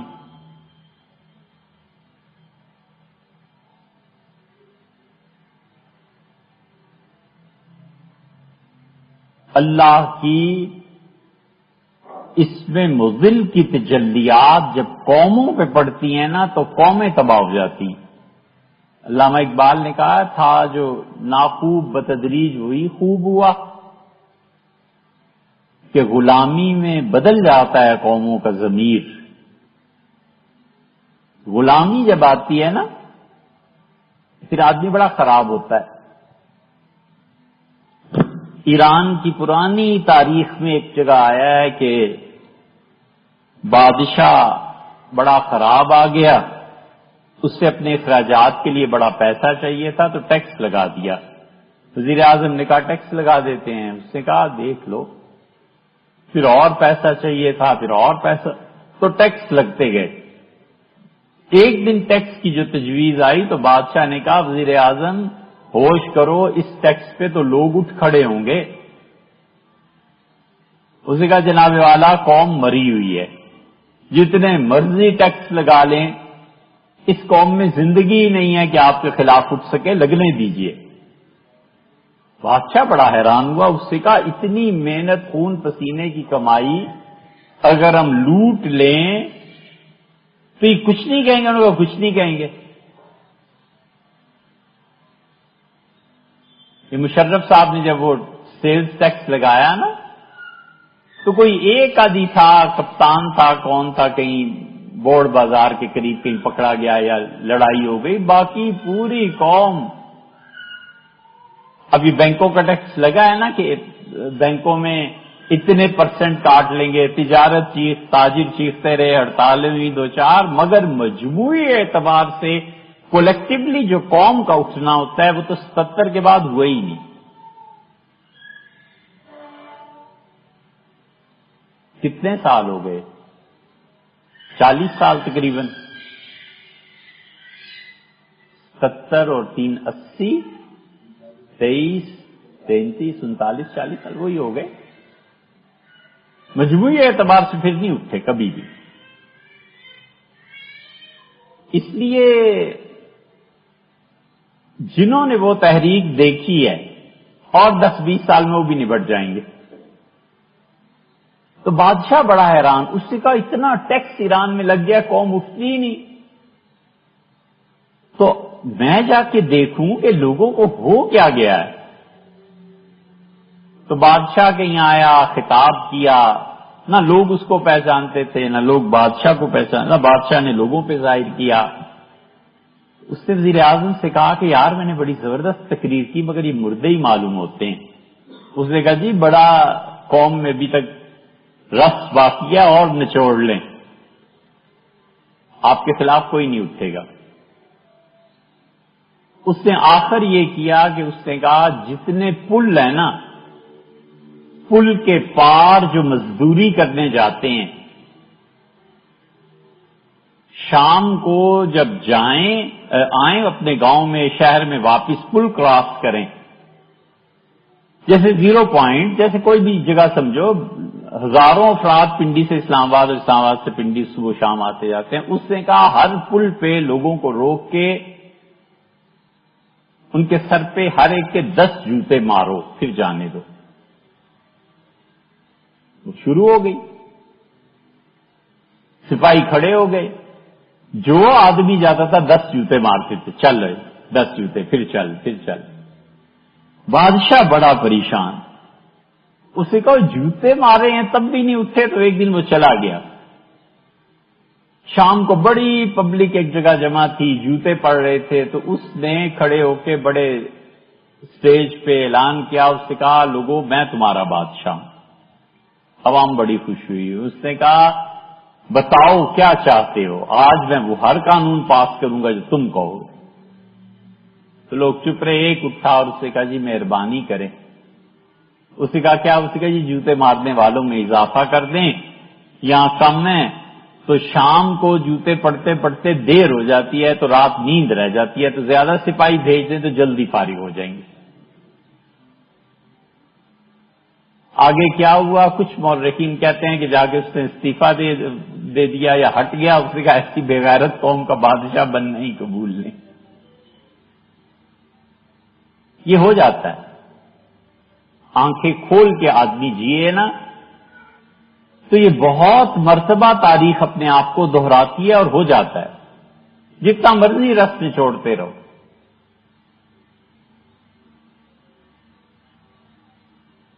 کیونکہ غلامی میں ایسے ہی ہوتا ہے۔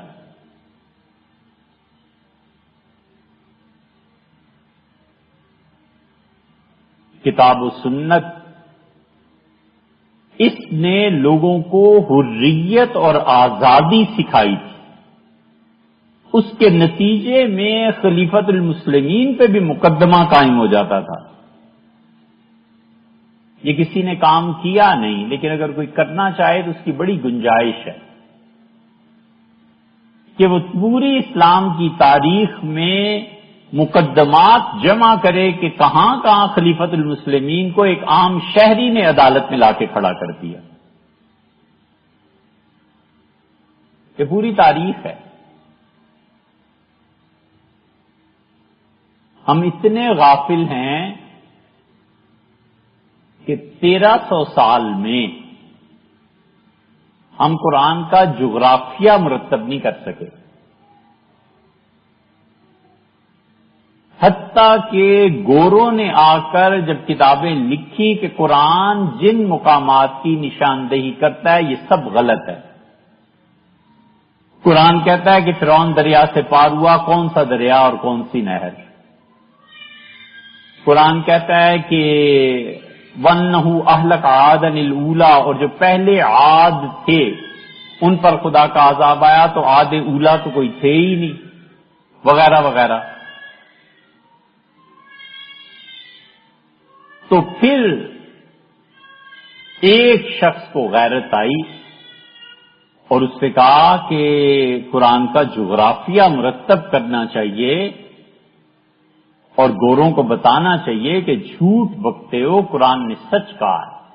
اور وہ سید سلیمان ندوی رحمۃ اللہ علیہ تھے۔ سید سلیمان ندوی رحمۃ اللہ علیہ نے پہلی مرتبہ ارض القرآن کے نام سے تاریخ لکھی، اور ارض القرآن جو سید صاحب نے لکھی ہے، آپ ادھر اس پہ بیٹھ سکتے ہیں، قالین پہ۔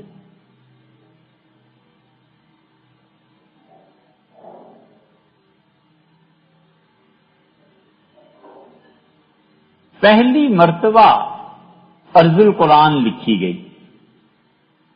اب ارض القرآن میں کیا ہوا؟ انہوں نے بائبل کے جتنے عربی، انگلش، اردو ترجمہ مل سکتا تھا وہ جمع کیا۔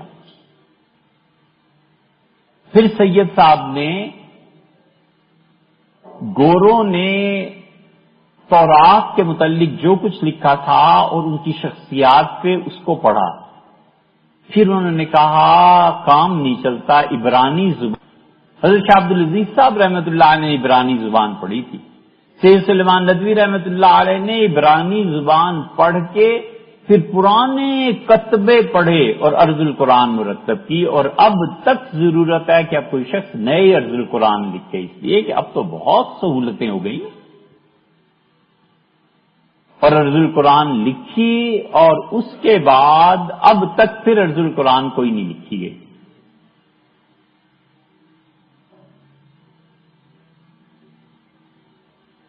تو غلامی میں آدمی کی جو مجتہدانہ صلاحیتیں ہیں ان پہ زنگ چڑھ جاتا ہے، اس لیے زندگی بھر 3 چیزوں کی کشمکش رہتی ہے: نفس، عقل اور دل۔ انسان اس کشمکش میں پھنسا رہتا ہے۔ نفس انسانی کا تقاضے اور ہیں، عقل انسانی کچھ اور طلب کرتی ہے،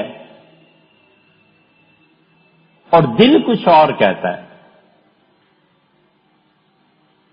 اور جہاں انسان کا دل اور نفس مل جائیں، کمال کا گناہ ہوتا ہے اور کمال کی عبادت ہوتی ہے۔ عمر بن عبدالعزیز رحمۃ اللہ سے نے پوچھا کہ سب سے اچھی عبادت؟ فرمانے لگے جب میری طبیعت اور دل مل جائیں۔ یہی بات کہی ان کا، جب دل چاہے نا خود کہ نماز پڑھو تو اس جیسی نماز پھر اچھی کوئی نہیں ہوتی۔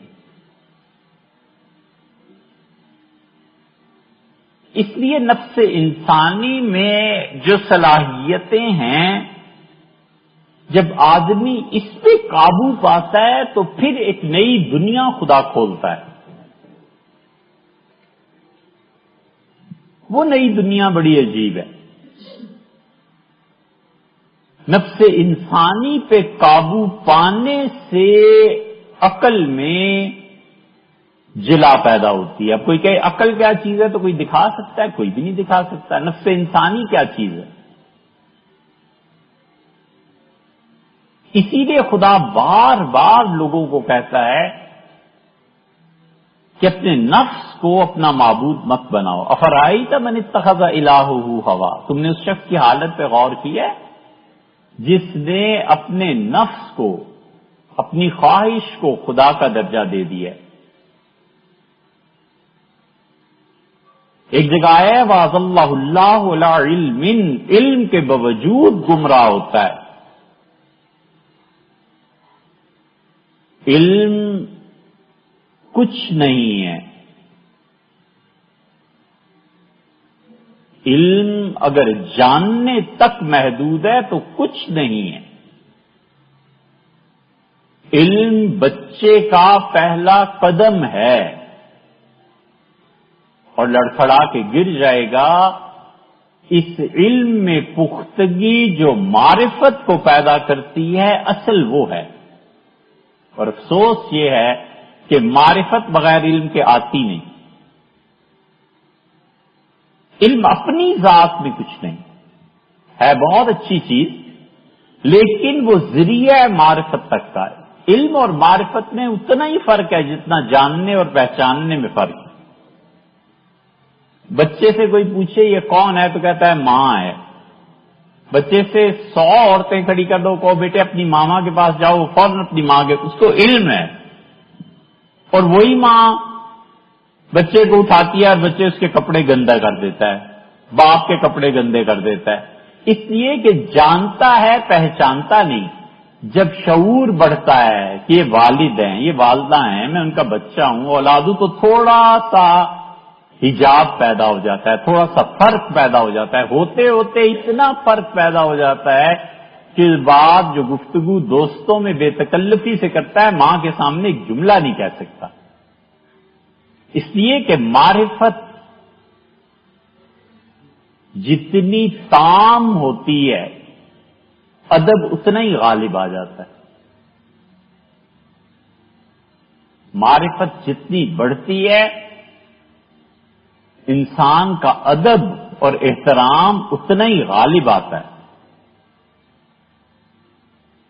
بس ایک ہی استثناء ہوتا ہے کہ جس کی معرفت ہو رہی ہے وہ خود اجازت دے. غالب نے اس مقام کو سمجھا ہے نا. غالب کہتا ہے حسن جب خود رخصت شوقی و بے باکی دے. حسن جو ہے آدمی کو مبہوت کر دیتا ہے. حسن جو ہے آدمی دیکھ کے ششدر رہ جاتا ہے کہ یہ چیز.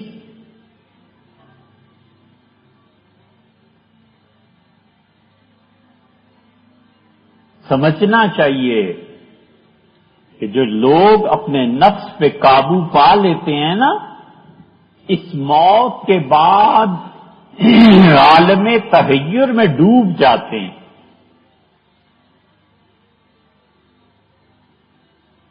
تصوف اور معرفت کی انتہا حیرت ہے. بس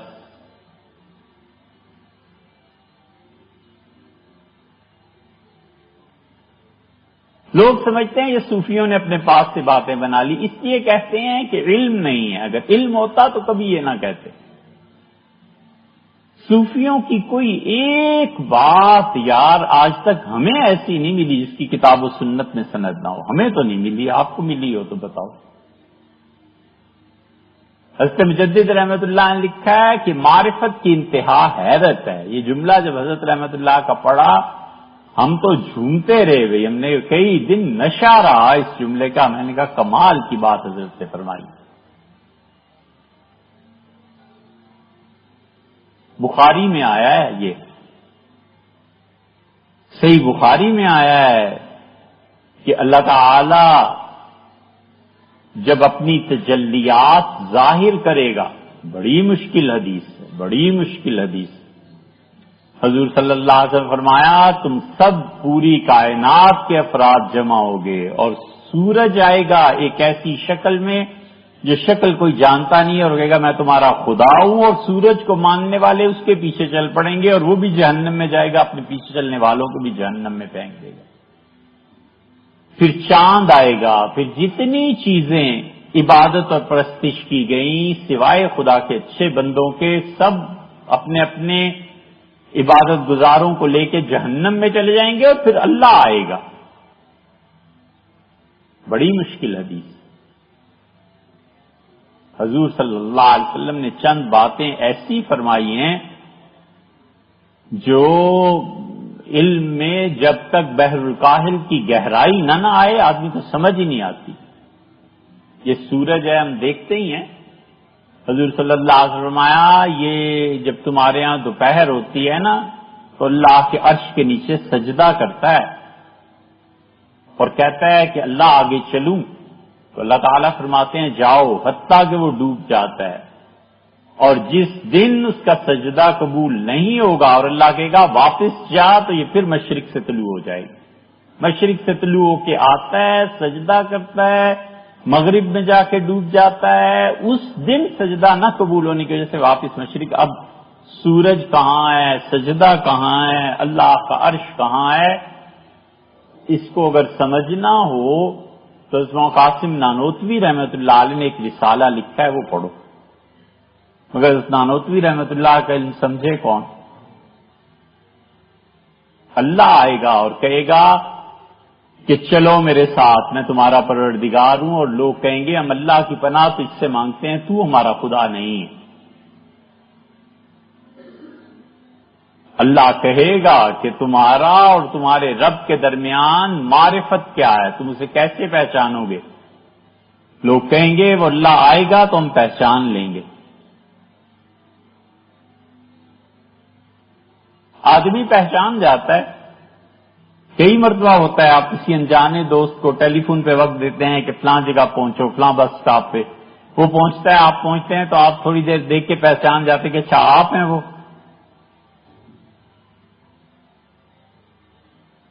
انسان کی روح ایک دوسرے کو میسج دیتی ہے. یہ بھی حدیث میں ہی آیا ہے، یہ صوفیوں کی باتیں نہیں ہیں یار.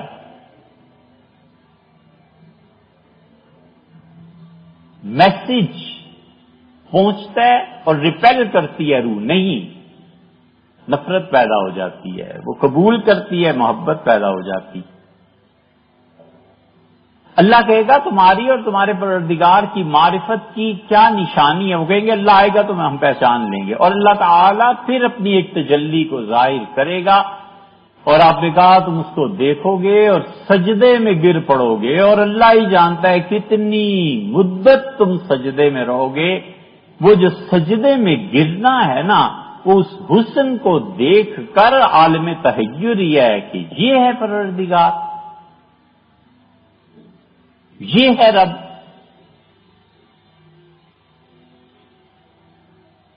حیرت میں ڈوب جائے گا. پتہ نہیں کتنے اربوں سال کے بعد کہیں ہوش آئے گی. وجہ اس کی یہ ہے کہ زمانہ جو ہے نا، جو ہم ناپتے ہیں وہ اس سورج سے ناپتے ہیں. اس سورج سے اوپر چلے جاؤ تو پھر ٹائم کیا ہے بھائی؟ کبھی آدمی سوچے کہ یہ دن اور رات سورج کی وجہ سے پیدا ہوتے ہیں نا، سورج سے اگر ہم اوپر چلے جائیں تو پھر ٹائم کیا ہے؟ لکھا ہے کہ ارسطو سے لوگوں نے پوچھا وقت کیا، اس کا یہ بھی کوئی بات ہے بتا دوں گا، اور موت سے پہلے کہنے لگا کہ وقت سمجھ میں نہیں آیا. یہ ٹائم عالم امر ہے، اور عالم امر کو کوئی آدمی جان لے. یہ عالم امر جو ہے نا، اس کا ایک ذرہ ظاہر ہوا تھا. آپ کے یہ جو جتنے آخری زمانے کے صوفی گزرے ہیں، ان میں کون تھا جو ابن عربی کو سمجھتا، بولی سینا کو سمجھتا؟ آخری ہستی محمد حسین صاحب الہ آبادی رحمت اللہ علیہ تھے. پیر میر علی شاہ صاحب رحمت اللہ علیہ تھے گولڑا میں. یہی علوم کے بڑے ماہر. بابو جی صاحب رحمت اللہ علیہ، ہم نے ان کی زیارت کی. بابو جی صاحب کبھی کبھی کوئی بات ارشاد فرماتے تھے، لیکن مٹے ہوئے آدمی تھے نا، چشتی نظامی. ان چشتیوں صابریوں میں اور نظامیوں میں جو ترہ امتیاز رہا وہ اپنے آپ کو مٹا دینا. اور یہ ترہ امتیاز پیدائشی طور پہ جن لوگوں کا ملا نا، سچی بات کہیں تو یہ رائے پور کے حضرات، انہیں محنت ہی نہیں اتنی کرنی پڑی، وہ تو تباً بیچارے مٹے ہوئے تھے۔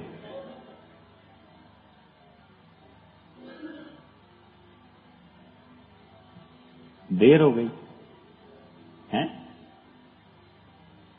چلو تھوڑی سی دیر ہو۔ یہ 46 ہجری کا جو ہنگامہ ہوا نا، یہ بڑا شدید تھا۔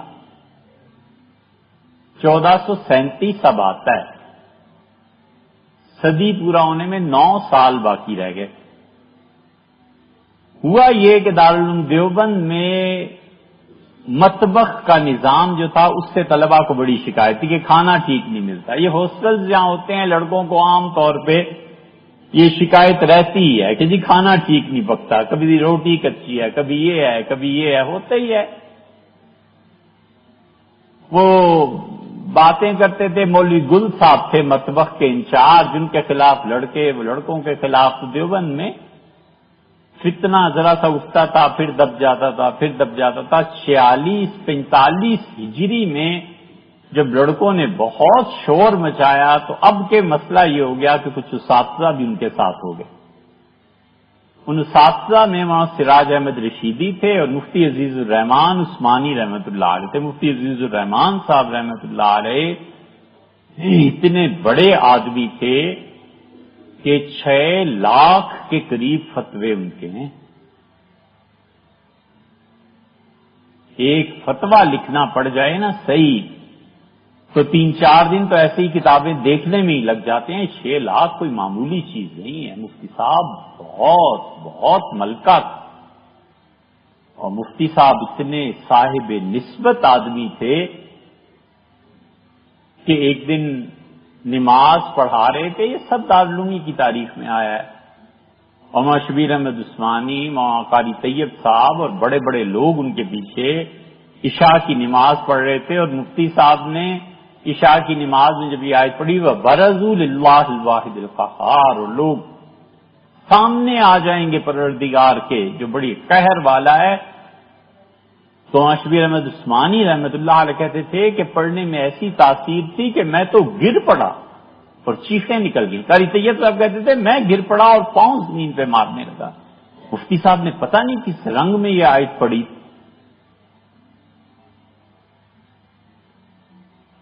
کبھی کبھی حال طاری ہوتا ہے۔ اب کہتے ہیں حال طاری ہونے کا تو یہ صوفیوں کے ہاں ہوتا ہے۔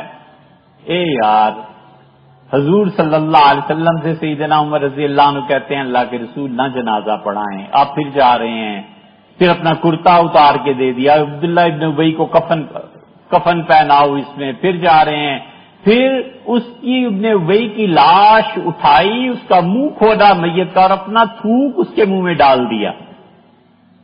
حضرت عمر رضی اللہ عنہ اللہ کے رسول یہ ایسا ایسا ایسا ایسا، حضور صلی اللہ علیہ وسلم قبر میں اتر گئے، اس کو لٹایا ہے۔ پھر آئے ہیں بعد، حضرت عمر رضی اللہ عنہ دامن پکڑ لیا، اللہ کے رسول مت جنازہ پڑھائیں، آپ نے چھوڑ عمر پڑھانے دے۔ ان کا اللہ منع کرتا ہے، اللہ کہتا ہے 70 مرتبہ بھی اگر آپ معافی مانگے نا، ہم نہیں معافی، میں چھوڑ عمر میں 71 مرتبہ مانگوں گا۔ یہ حال رحمت کے حال کا غلبہ نہیں تو اور کیا ہے۔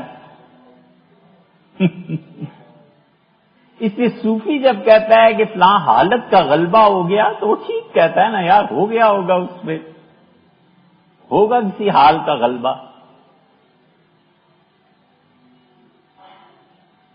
یہ یاد رکھو، اور اگر کوئی اس سے گمراہ ہو تو میرے ذمہ نہ ڈالنا۔ تقدیر جب گناہ پہ لاتی ہے تو اس حالت گناہ کا غلبہ ہو جاتا ہے، دنیا کی کوئی طاقت اسے نہیں روک سکتی۔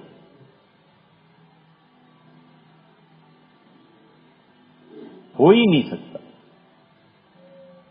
قرآن اور حدیث اور ساری چیزیں اس کے سامنے لا کے رکھ دو، اس کی تقدیر غالب آئے گی اور وہ اپنی حالت کر گزرے گا۔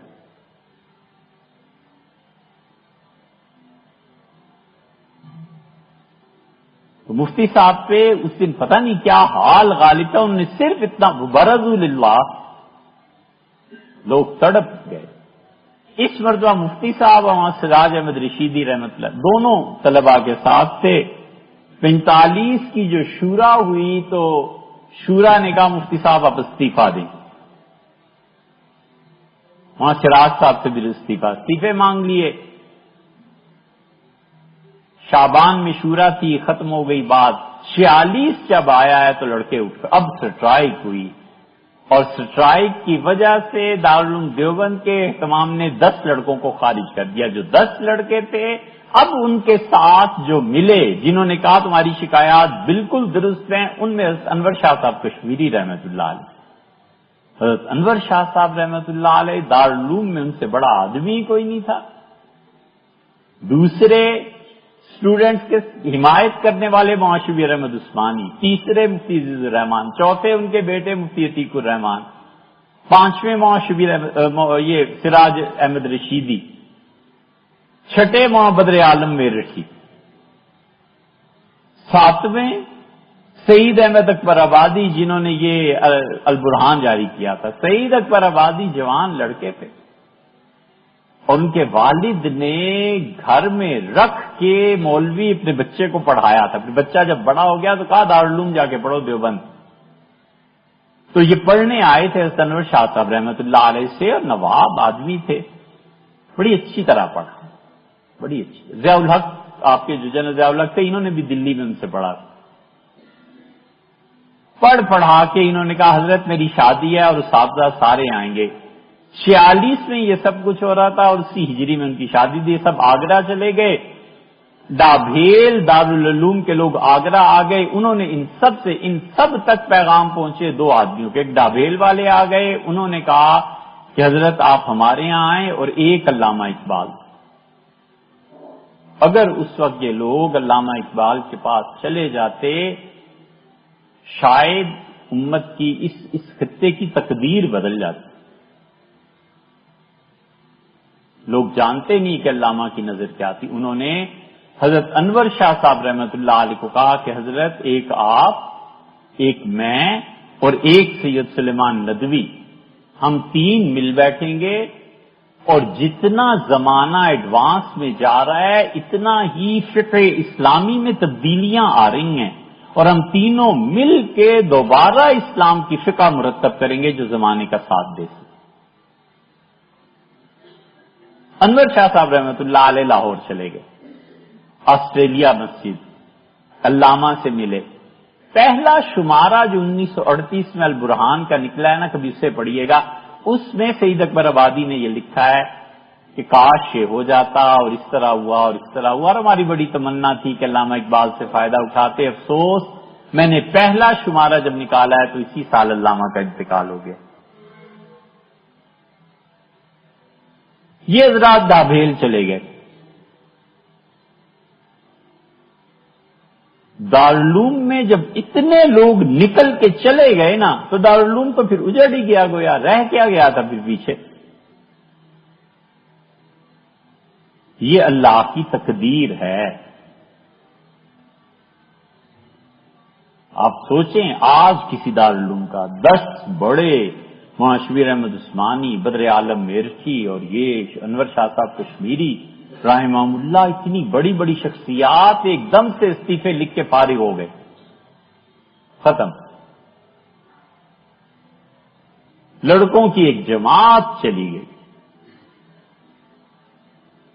اگر اس وقت حضرت مدنی رحمت اللہ علیہ نہ ہوتے، دارالعلوم اجڑ گیا۔ حضرت رحمت اللہ علیہ اتنے بڑے آدمی تھے کہ اس ایک آدمی کی روحانیت نے ساری کمی پوری کر دی۔ اس ایک آدمی کی روحانیت نے ہلنے نہیں دیا کسی۔ وہاں حبیب الرحمان عثمانی جو تھے رحمت اللہ علیہ، حضرت مدنی رحمت اللہ علیہ کلکتہ میں پڑھا رہے تھے، انہیں بلایا اور بلا کے دروازہ بند کیا۔ یہ ہم نے اپنے اساتذہ سے سنا ہے، ہمارے اور حضرت کے درمیان ایک ہی واسطہ ہے، ہمارے اساتذہ اکثر وہیں کے پڑھے ہوئے کہتے تھے دارالعلوم دیوبند کی چابیاں حضرت مدنی رحمت اللہ کے قدموں میں ڈال دی، پاؤں میں، اور کہا حضرت دارالعلوم کھلے یا بند رہے اب آپ کے اختیار میں۔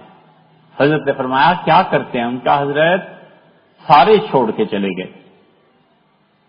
آپ اگر دارالعلوم کو سنبھال سکتے ہیں تو سنبھال لیجئے، اب ہمارے بس کی بات نہیں رہی۔ تو حضرت مدنی رحمۃ اللہ فرمایا میری کچھ شرائط ہیں، اور 11، 12، 13 شرطیں لکھی۔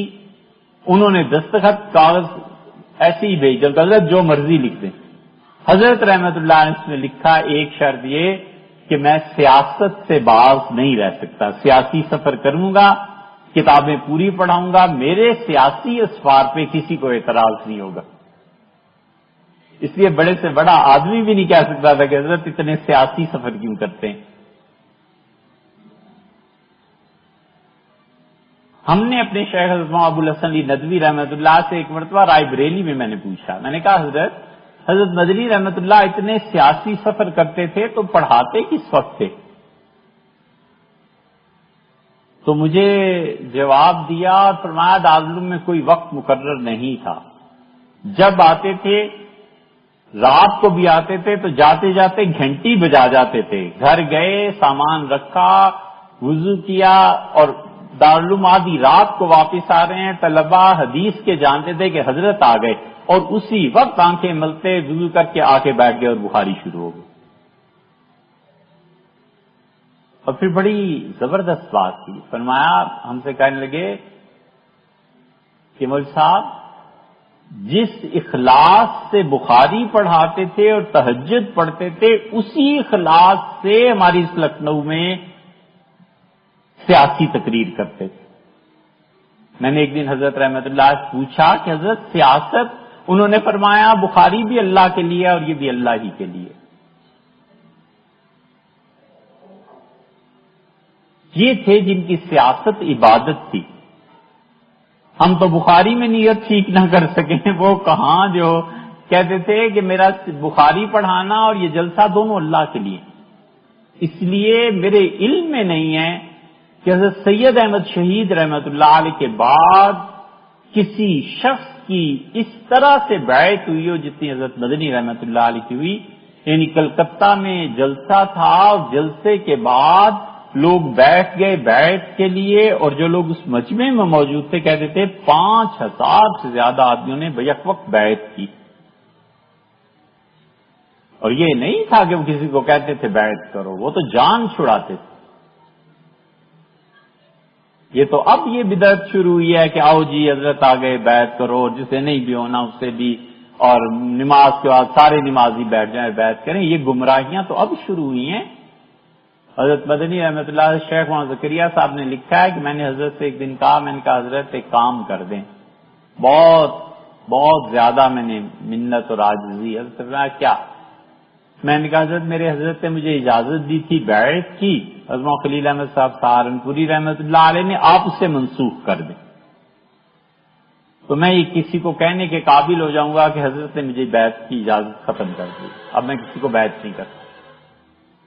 تو حضرت نے مجھ سے فرمایا کہ مولوی صاحب، میں نے کہا حضرت میں بڑا نااہل ہوں۔ فرمایا کون کم وقت اپنے آپ کو اہل سمجھتا ہے؟ جو اپنے آپ کو اہل سمجھتا ہے سب سے بڑا نااہل ہے۔ اور ایک دن فرمایا مولوی صاحب تہجد کی نماز میں رو رو کے دعا مانگتا ہوں کہ اللہ لوگوں کو مجھ سے ہٹا لیں، میں اس قابل نہیں ہوں کہ بیعت کروں، میری سنی نہیں جاتی۔ یہ ایک شخص کی روحانیت نے دارالعلوم میں وزن ڈال دیا اور یہ سب ہجرت کر کے چلے گئے۔ یہ جب ہجرت ہوئی ہے ڈابھیل کی تو سب سے زیادہ غالباً گالیاں محتمم کو پڑنی تھی نا، محتمم حافظ احمد صاحب رحمت اللہ علیہ تھے۔ حافظ احمد صاحب رحمت اللہ علیہ غالباً ہاں وہی تھے، بیٹے تھے حضرت قاسم نانوتوی رحمت اللہ علیہ کے۔ تو اچانک خط ملا، نہیں یہ اس سے پہلے کا واقعہ، ان کے زمانے میں بھی ایک قصہ پیش آیا تھا، چھوڑو اب اس قصے کی کیا تفصیل ہے۔ حافظ احمد صاحب رحمت اللہ علیہ کو ایک مرتبہ بہت زیادہ لوگوں نے غلط باتیں کی۔ انہیں خط ملا شاہ عبد الرحیم صاحب رائے پوری رحمت اللہ علیہ کا، اور خط میں انہوں نے حضرت اچانک خط ملا تو حضرت نے کہا کہ دیوبند چھوڑ کے رائے پور آ جائیں۔ تو حافظ احمد صاحب رحمت اللہ علیہ محتمم تھے، رائے پور پہنچ گئے۔ شاہ عبد الرحیم صاحب رائے پوری رحمۃ اللہ علیہ کی سب بڑی عزت کرتے تھے، بہت زیادہ۔ حضرت شیخ الہند رحمۃ اللہ علیہ جب ریشمی رومال کی تحریک میں مدینہ منورہ گئے تو یہ کہہ کے گئے کہ اگر تو سلوک اور تصوف میں میرے لوگوں کو کچھ پوچھنا ہے تو مولانا خلیل احمد صاحب سہارنپوری سے پوچھنا، اور سیاست اگر چاہیے تو رائے پور چلے جاؤ۔ شاہ عبد الرحیم صاحب رائے پوری رحمۃ اللہ علیہ بڑی سیاست، بہت۔ پنجاب میں، مشرقی پنجاب میں انہوں نے اتنی محنت کی، پوری زندگی کھپا دی۔ وہ جانتے تھے کہ یہ تقسیم ہو جانی ہے، اور مشرقی پنجاب اور مغربی پنجاب یہ ہمارا اگر یہ اکٹھے رہے تو مسلمان ٹھیک رہیں گے۔ اس لیے جب پنجاب کی تقسیم ہوئی نا تو بنیاد یہ بنی کہ وہاں پہ 48-49% مسلمز ہیں اور لاہور اور ادھر 52% ہیں۔ تو شاہ عبد القادر صاحب رائے پوری رحمۃ اللہ شدید مخالفت کی، انہوں نے کہا نہ کرو، ابوالکلام آزاد سے جا کے مل کہا نہ کرو، یہ 48 اور 52 انسانوں کی زندگی اور معاشرے میں کچھ بھی نہیں ہوتا، یہ صرف کاغذوں کی باتیں ہیں، اس مشرقی پنجاب کو نہیں چھوڑنا، اسے شامل کرائیں۔ اور جب نہیں ہوا تو بہت روتے رہتے تھے، کہتے تھے میرے حضرت نے کچھ سوچ سمجھ کے مشرقی پنجاب پہ محنت کی تھی، لدھیانہ، ہوشیارپور، جلندھر اور یہ سارے علاقے دوآبے کے فرماتے کچھ سوچ سمجھ کر انہوں نے محنت کی تھی، ساری محنت ختم ہو گئی۔ حافظ احمد صاحب رحمۃ اللہ جب پہنچے تو شاہ عبد الرحیم صاحب رائے پوری رحمۃ اللہ علیہ نے تنہائی میں لکھا ہے، یا پڑھیں تاریخ تو آپ کو پتہ چلے، پاؤں پکڑ لیے اور کہا کہ جو آپ کو گالیاں پڑ رہی ہیں نا، میں نے کل شکایت کی تھی، اب یہ کہیں گے کہ یہ صوفی کبھی لکھتا ہے نا کہ میرا اور اللہ کا ایک خاص وقت آیا، بڑا اعتراض کرتے ہیں کہ اللہ کے ساتھ خاص وقت کون سا ہوتا ہے، یہ حدیث میں نہیں آیا لی مع اللہ وقت، اور اللہ کا اور میرا ایک خاص وقت ہوتا ہے، اور یطعمنی ربی، میرا پروردگار اس وقت میں مجھے کھلاتا ہے، یسقین مجھے پلاتا ہے، اور میرا اللہ میرے ساتھ رات یہاں ہوتا ہے میرے حجرے میں ہی۔ اس حدیث پہ پھر چپ ہو جاتے ہیں، پھر آسان راستہ ہے حدیث کے انکار کرنا۔ یہ صوم وصال کوئی آسان چیز نہیں، مسلسل روزے رکھنا۔ رسول اللہ صلی اللہ علیہ وسلم آج سحری کر لی، اس کے بعد 3 دن کے بعد جا کر کہیں سحری کریں گے، صوم وصال ہی تو ہوا پورا، رکھتے تھے۔ حضور صلی اللہ علیہ وسلم کے انتقال کے بعد مسلسل، اگر حضرت ابو طلحہ رضی اللہ عنہ کی وفات 51 ہجری کی مانی جائے تو 40 سال تک ابو طلحہ رضی اللہ عنہ سوائے عید کے جو 5 دن روزے کے منائے باقی سارا سال روزے رکھتے، مسلسل روزے رکھتے رہے ابو طلحہ رضی اللہ عنہ۔ یہ واحد غالباً ابھی تک تو ہمیں پتہ چلا صحابی ہیں جنہوں نے اتنے روزے رکھے۔ تو انہوں نے کہا رات میں نے عرض کیا تھا کہ ہر آدمی حافظ احمد صاحب کو برا کہہ رہا ہے، ہر آدمی گالیاں دے رہا ہے، تو مجھ سے فرمایا کہ ہم نے انہیں ایک مقام عنایت کرنا ہے، اور اس کا راستہ یہی ہے کہ لوگ انہیں گالیاں دیں، وہ صبر کریں، پھر یہ مقام ملے۔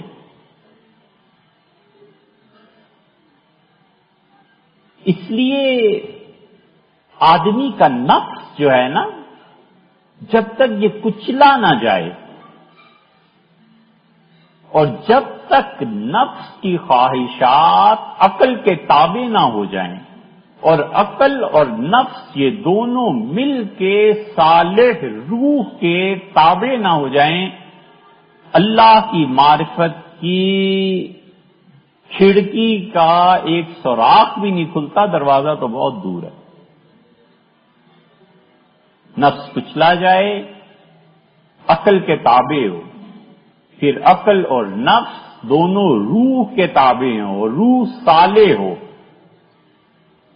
پھر جا کر کہیں معرفت حاصل ہوتی ہے.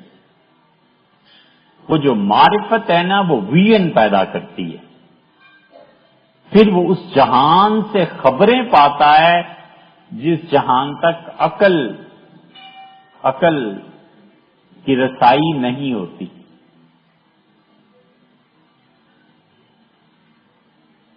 کیوں راشد؟ چلیے جی کھانا